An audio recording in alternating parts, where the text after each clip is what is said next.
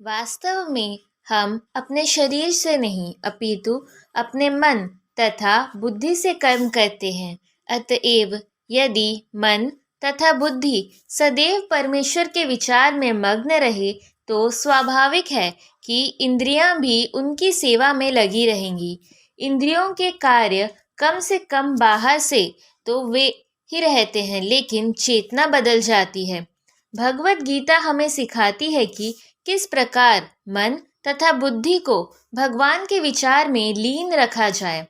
ऐसी तल्लीनता से मनुष्य भगवत धाम को जाता है।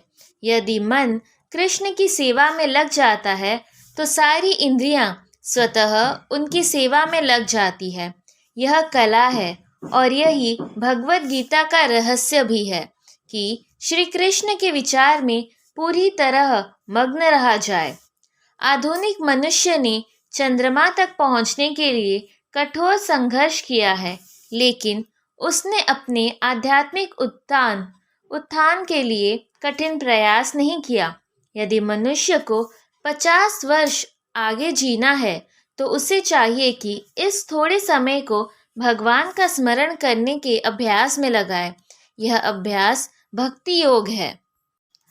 श्रवण कीर्तन विष्णु स्मरण पाद सेवनम अर्चना वंदना दास्य सख्यमात्म निवेदनम।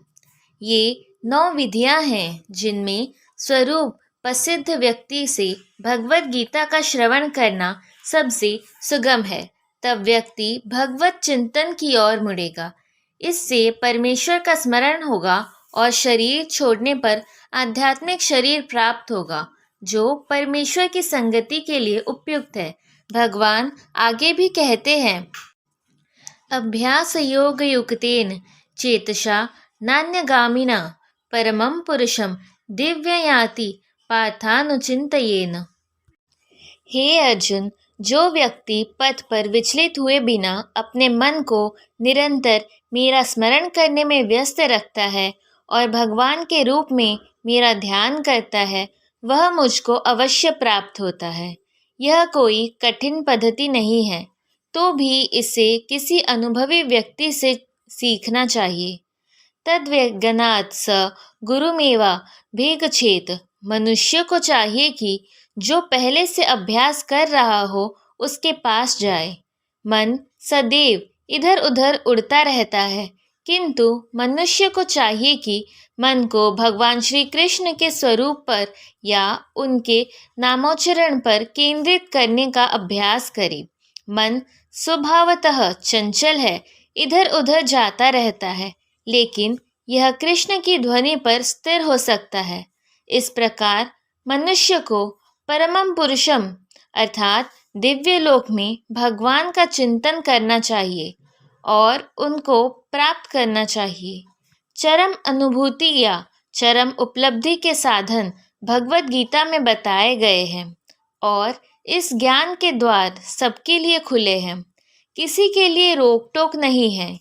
सभी श्रेणी के लोग भगवान कृष्ण का चिंतन करके उनके पास पहुंच सकते हैं, क्योंकि उनका श्रवण तथा चिंतन हर एक के लिए संभव है। भगवान आगे भी कहते हैं, माहि पाथ व्यापश्रितय यद्यपि स्युः पापयोन्यः श्रितयो वेशयास्तथा शूद्रस्तेऽपि यानि परम गतिम। श्री पुनः ब्राह्मणा पुण्य भक्ता राजस्यस्तथा अनित्यमसुखं लोकमीम प्राप्य भजस्व माम।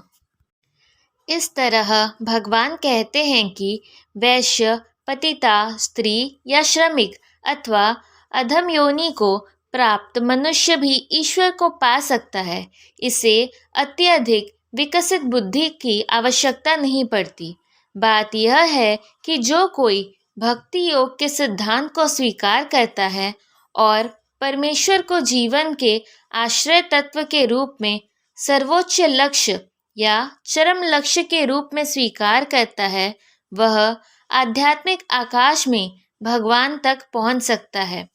यदि कोई भगवत गीता में बताए गए सिद्धांतों को ग्रहण करता है तो वह अपना जीवन पूर्ण बना सकता है और जीवन की सारी समस्याओं का स्थायी हल पाता है।